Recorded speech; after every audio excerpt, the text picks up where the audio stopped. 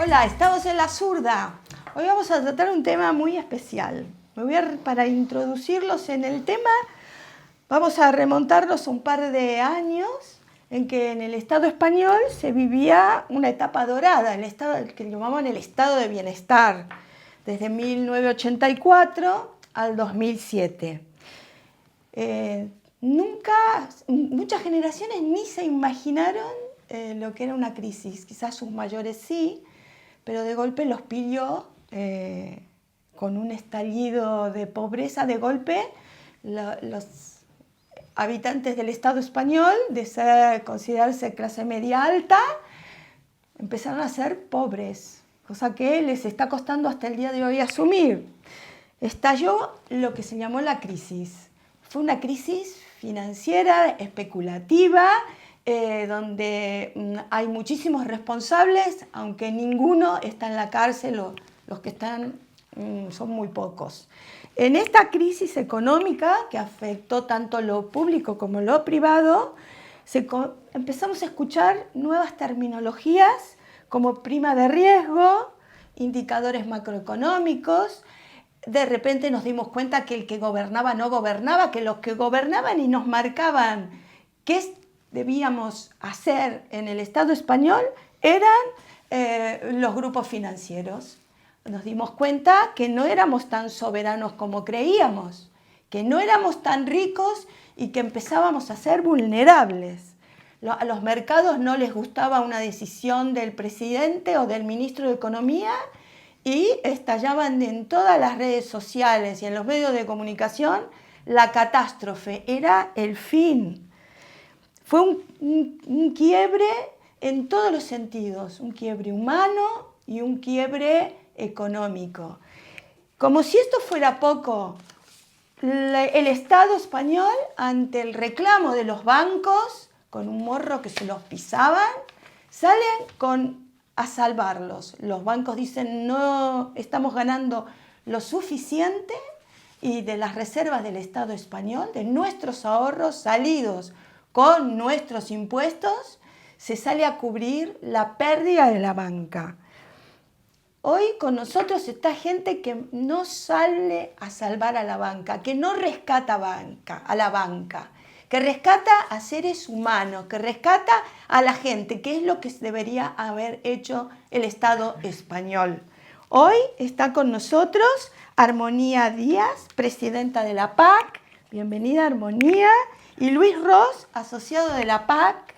Bienvenido, Luis. La PAC es Plataforma de Afectados por la Crisis. ¿Cómo surge la Plataforma de Afectados por la Crisis? Bueno, contestaré yo primero, ya que fui uno de los fundadores. Esto surge a principio de 2015 y surge por una idea muy básica, muy de niños, ¿no? Es decir, nos damos cuenta que cuando nos juntamos más de un individuo, formamos un grupo, somos capaces de parar en un momento dado cualquier acto de terror de la administración, de los estados, de un banco, sobre unas familias. Y sobre ese concepto básico, pues pensamos, ostras, pues sí, unos pocos son capaces de frenar ese afán de lucro de la banca, de los estados, pues si somos capaces de llegar a toda esa población que está afectada, pues podremos conseguir grandes objetivos. Y ese fue el primer fundamento, que ya te digo, es muy básico, es muy de niño, de niñez, es decir, y ese fue nuestro primer paso. Bueno, yo llegué como con el problema, ¿vale? Yo durante 14 años estuve pagando una hipoteca, me quedé sin trabajo, no podía pagar y entonces desde que conocí a la PAC empecé a ir a luchar por cambiar, bueno, por solucionar el problema, no vayamos a ser, ¿no? Cada uno va cuando está afectado, claro, ¿no? Es cierto. Cuando está afectado. Pero bueno, yo he conseguido convertirme en una activista. Luego pasa que hay mucha gente que se acerca que no conseguimos, ¿no? que sea activista, ¿no? Siendo afectada de este problema tan grande como es la vivienda. Y bueno, yo llego así a la plataforma. ¿Y has podido solucionar el problema? Si le podemos decir solucionar a que he tenido que entregar mi vivienda para que mi madre no pierda la suya, bueno, pues sí, ¿no? Pero no, no es no ha sido la mejor solución, porque bueno, ahora estamos en una situación donde como están los alquileres, etcétera, etcétera, donde el acceso a la vivienda es muy difícil, incluso trabajando. Entonces, solución no hemos solucionado nada.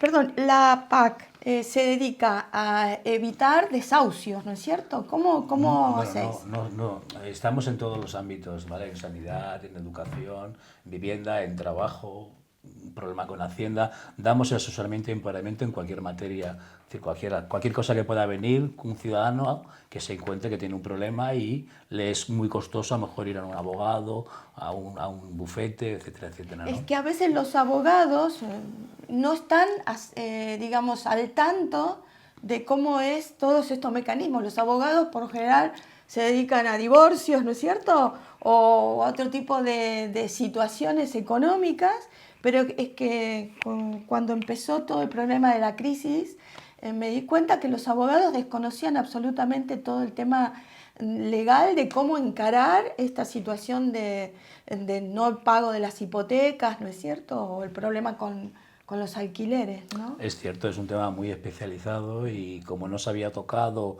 porque no había una gran clientela, pues les vino un poco grande al principio. Luego ya sí que hubo abogados que se especializaron y bufetes. Y al día de hoy, ¿cómo está la situación habitacional? Súper mal, súper complicada. Para empezar, el primer propietario del Estado español es el fondo buitre americano Blackstone. Un montón de gente, más de 13 millones de personas en España en riesgo, si no en exclusión social. Los alquileres por las nubes, con todo ello, el montón de gente, miles de millones de personas que han perdido la vivienda. Por tanto, la situación es súper catastrófica, con los sueldos que tenemos. Es mala, muy mala, y no tiene visos de que mejore. De que mejore. ¿No es cierto? Porque a la especulación, a la burbuja inmobiliaria, que era de construir, ahora es la burbuja de los alquileres. Más que toda la precariedad laboral que se está sufriendo desde la crisis del 2007-2008, que muchos dicen que en el 2014 finalizó, pero no es así, porque esta crisis lo que sirvió fue para precarizarnos a todos, con contratos basura. La gente perdió su estabilidad laboral, ahora trabaja casi en forma esclava, y los alquileres son para los turistas, ¿no es cierto? Sí, el tema habitacional, bueno, todo en conjunto, ¿no? El tema laboral, el tema de la vivienda, el tema de la sanidad, ¿no? La privatización que se está llevando a cabo, el tema de las escuelas también, que al final a la clase obrera, porque somos clase obrera, nos han precarizado mucho más de lo que estábamos. Por tanto, sí, la crisis dice que habremos, bueno, según los gobiernos o los dirigentes, que en el 2014 los brotes verdes de Mariano Rajoy, ahora se me vienen a la cabeza, ¿no? Pero toda esta gente que la hemos sufrido, esta clase obrera que hemos sufrido la crisis, levantar cabeza a 2019 es imposible. Es imposible. Es imposible. Si nos pensamos que estamos bien porque el trabajador puede pagar la hipoteca o puede pagar el alquiler y tiene un puesto de trabajo, pensamos que estamos bien, eso es incorrecto. Yo creo que el problema precisamente viene de ahí. Es decir, los gobiernos a la hora de legislar, legislan para que solamente paguen impuestos las clases trabajadoras, las grandes empresas, multinacionales, grandes patrimonios, etcétera, etcétera, no pagan impuestos. Por lo tanto, en crisis en realidad siempre estamos. Es cierto. Que es cierto que hay momentos dados, como ha ocurrido con la vivienda, que ha habido un afán de lucro por grandes inversores, etcétera, etcétera, y que sigue para llegar y apoderarse de esas viviendas de la clase trabajadora, sí, pero que en crisis siempre hemos estado, aunque parezca que la cosa nos vaya bien. Hay que decir que en el 2018, o sea, el año pasado, fue el año que más desahucios hubo. 70.000 desahucios. Sí, es muy seguro que este año los pasemos, ¿eh? Está habiendo una media de 200 diarios. Yo creo que está normalizado porque no vemos a esas familias en la calle. Claro. Pero el problema del desahucio al final es que la gente se busca alternativas a veces fuera de la ley, o alternativas de hacinamiento, o alternativas de fortuna, o se marcha a otras poblaciones, en vez de luchar, ¿vale?, por conseguir donde la vivienda donde está, que el derecho a la vivienda se cumpla. Y hay otras alternativas dramáticas, que es hasta el suicidio. Sí, no, que sí, eso está clarísimo. Que eso no sale en televisión, no sale en ningún medio, pero es alarmante la cantidad de gente que se suicida. Sí, estamos hablando de 6.000 personas al año normalmente de media. Por esta situación, ¿no? Y los que lo intentan podríamos multiplicar por 4 esa cantidad. Las cifras son escalofriantes. Es terrible. La verdad que el tema encierra un drama tremendo, porque a raíz de la angustia que sufre la gente, que le hace sufrir los bancos, es tremendo, tremendo. La gente se enferma, se divorcia, los niños no rinden en el colegio. O sea, toda la crisis no es la crisis como un nombre y nada más, sino que encierra tanta problemática humana que realmente es para... Es el que luego la gente, cuando tiene el problema, se encuentre totalmente aislado y no es capaz de divulgárselo a la gente que tiene alrededor para que le pueda echar una mano, cierto. porque al final lo toman como un perdedor en esta sociedad tan competitiva. Claro, pero la gente se encuentra con que no tiene ninguna solución y encuentra que hostilidad en todos lados, ¿no es cierto? Hostilidad y falta de empatía por la sociedad que le Claro. rodea, es decir, incluso por la propia familia, que lo criminaliza, le culpabiliza, etcétera, etcétera. Vemos que es una sociedad tan competitiva a todos los niveles que... Pero yo creo que te lo hace eso. Al final, la sociedad es así. ¿Por qué? Por lo que te lanza... Bueno, yo siempre digo que la culpa es del capitalismo. Ya lo creo. Claro, Al final, ¿por qué somos así? Por este capitalismo tan voraz que nos están, ¿no? Que es que nacemos con esto. Y al final, pues somos esto. Te sientes un perdedor que la culpa es tuya, porque claro. No nos olvidemos que el discurso del Estado español, el discurso oficial, era que habíamos vivido por encima de nuestras posibilidades, ¿no? Correcto. Como que habíamos gastado, cuando un trabajador tiene el derecho de comprarse su casa, su coche, lo mínimo, ¿no? Que el Estado sale a salvar a la banca por aquí lo tengo a la cifra, no sé si eran no sé cuántos miles de millones. 60, más de 60. Hay varias cifras. Hay varias. 122.000 millones. Bueno, eso es con los avales. Es decir, las cifras en realidad oficiales rondan los 54.000 millones, algo así. Y luego en avales pudiera ser que fuese casi esa cantidad. Claro, luego dicen que no hay dinero para las pensiones, que no hay dinero para la sanidad, cierran quirófanos. El problema no es que lo digan, es que no lo creamos. Ese es el gran problema. Claro. Es decir, porque sí que hay para la monarquía, sí que hay para el ejército y sí que hay para lo que ellos quieren. Por tanto, sí. Es decir, el problema de las pensiones es que si por la razón que sea no hay dinero suficiente para pagar las pensiones, que se saque de los impuestos normales. Es una manera un poco de decir que algo no funciona para intentar privatizarlo. Lo están haciendo con la sanidad, lo están haciendo con la educación, lo están haciendo con las pensiones, etcétera, etcétera. ¿Cómo sigue esta lucha? Hacemos una agenda semanal de desahucios o de actividades, ¿vale? Si participamos en algún tipo de acción o vamos a alguna manifestación o cualquier cosa, se publica. Vamos a los bancos y vamos a la vía pública como un acto de denuncia y divulgación. En los juzgados también hemos estado en los juzgados, denunciando los desahucios en los ayuntamientos, en abierto. En la Generalitat, el Ayuntamiento de Barcelona. No se está haciendo vivienda protegida para la gente que... No se ha hecho nunca, ¿eh? Es decir, en España ya en la época de Franco se había construido muy poco y además obligado por la inmigración masiva que hubo en su momento, por la revolución industrial y la posguerra, pero fue muy poca y fue, ya digo, un poco obligada y luego ya se dejó de construir y luego ya con la entrada de la democracia, la poca que quedaba ya empezó Franco a vendérsela a la gente que estaba viviendo en ella y ya con la entrada de la democracia nunca ha habido políticas sociales hacia la vivienda pública. De un primer momento fue a que la gente fuera propietaria, incentivando las hipotecas, las ayudas a las hipotecas, la primera y segunda vivienda, es decir, las ayudas a la gente que alquilaba, y hacia hacer de la vivienda un negocio, no un derecho. Claro, es como que si digamos, el Estado y la banca fueran socios, porque yo lo que siento, que yo pago mi hipoteca, pero lo que siento es que soy esclava del banco. O sea, es tanta la presión que he firmado en ese contrato que no soy libre de hacer muchas cosas debido a ese compromiso de pago que tengo con la banca, ¿no?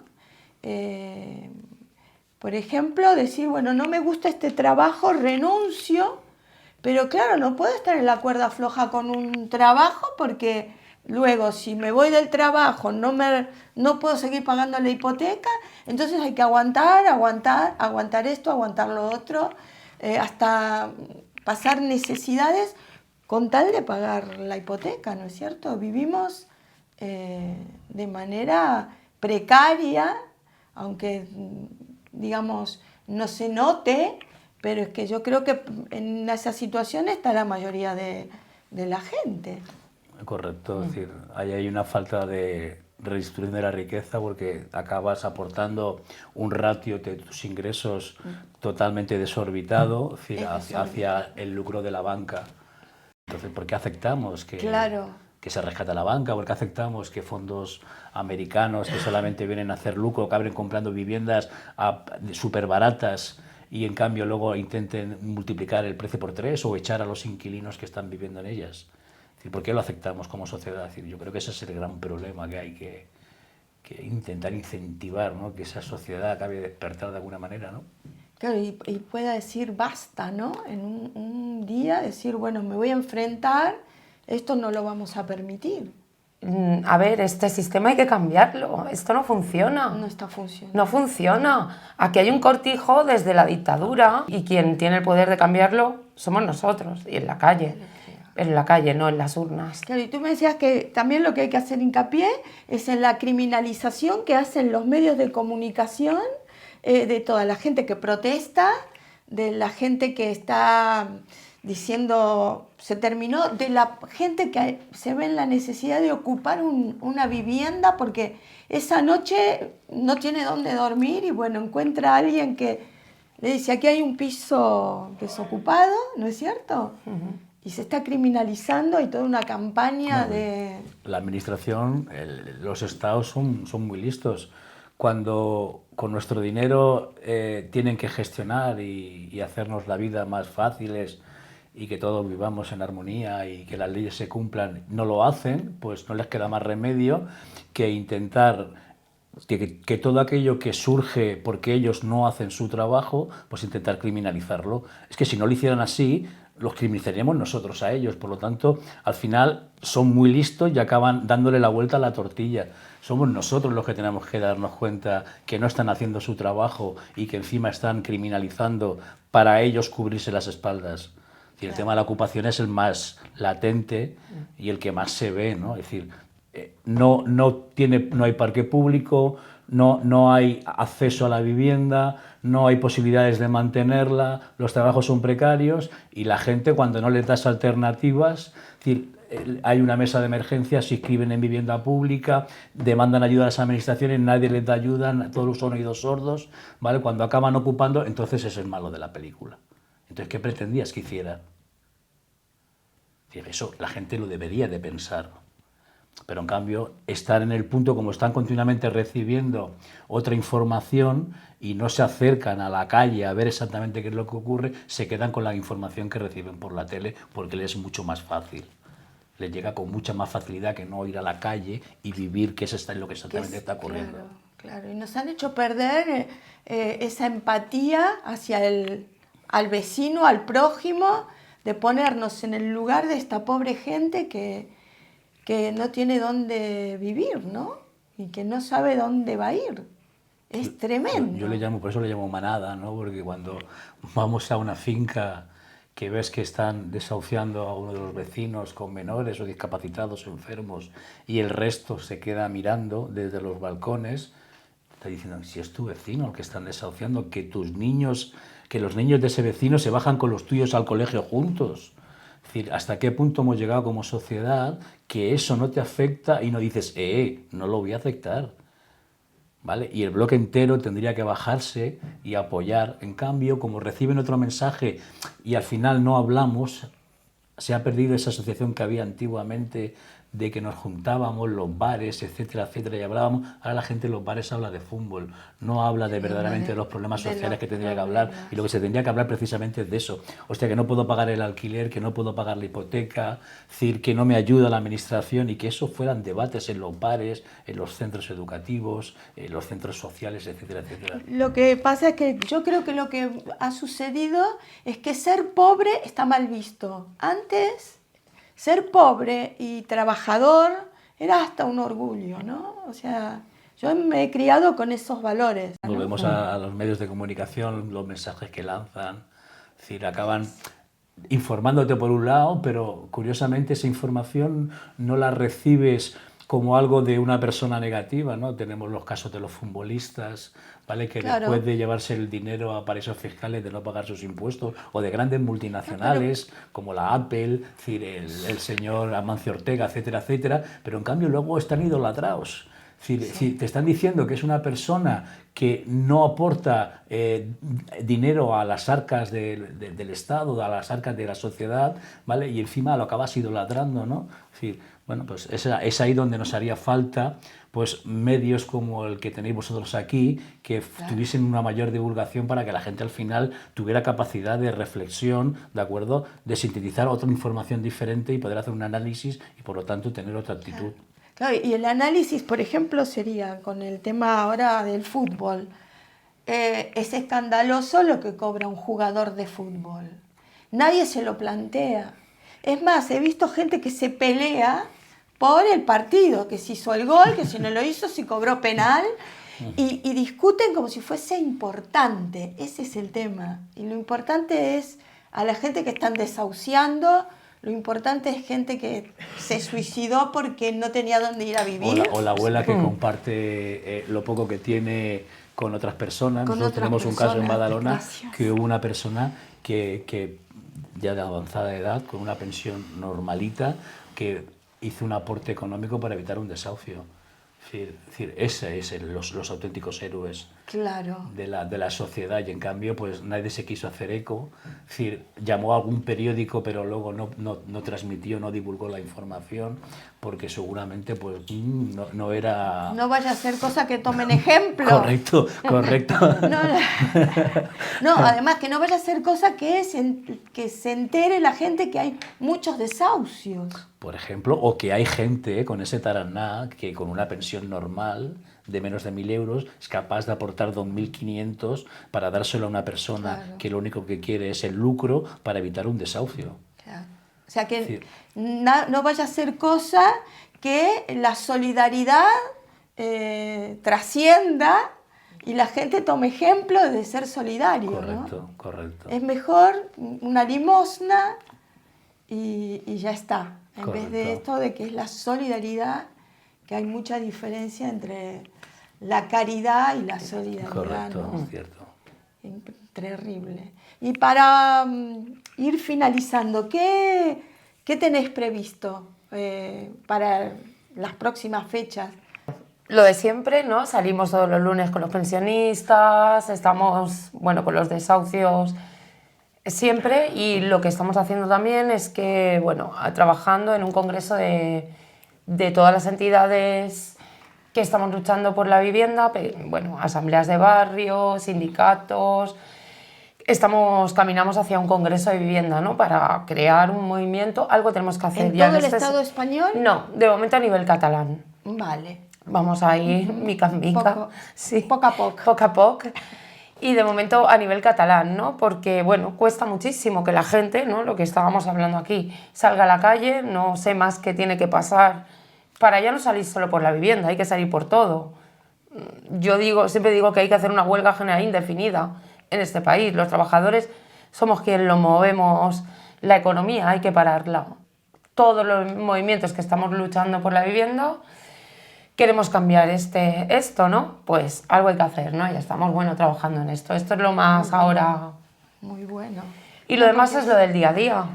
Luego hay una parte técnica que también estamos trabajando mucho ahora, que es intentar llevar la denuncia de los desahucios sin alternativa a los juzgados, que eso no se ha hecho hasta ahora nunca, y estamos en este proceso. Ya estamos denunciando a la ONU por la violación de los derechos humanos.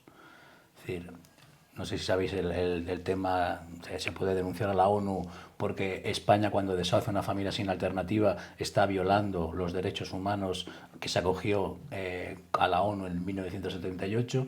¿Vale? Y luego además estamos intentando que todo el proceso que la familia, cuando lo hace correctamente, que es estar inscrito en vivienda pública, estar en la mesa de emergencia y aún así se ejecuta el desahucio, lo podamos llevar a los juzgados. Y por lo tanto que ese famoso artículo 47 de la Constitución se pueda ser latente y pueda ser real. De que todo el mundo tenga una vivienda. Correcto, pero para eso tenemos que abrir esa puerta, ¿de acuerdo? Que las familias tienen que venir con el compromiso no solo de pedir ayuda, sino de comprometerse verdaderamente a luchar en acciones y a luchar en la parte técnica, ¿de acuerdo? Para que al sistema lo podamos denunciar también. El sistema también tiene sus puntos débiles y hay que utilizarlos. Claro. Están débiles precisamente para que lo utilicen los ricos, por lo tanto, aprovechámoslo nosotros también. ¿De acuerdo? Muy bien, muy bien. ¿Queréis enviar un mensaje para todos los que nos están viendo en este programa hoy?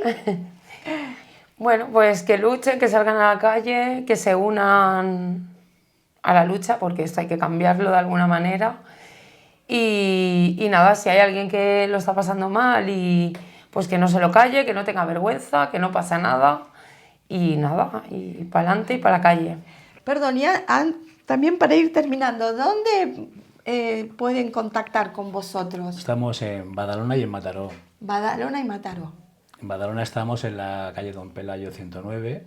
Vale. Y en Mataró en Ronda Francesc Macià, número 40. Número 40. Vale, y si no en las redes también. Sí. En Facebook.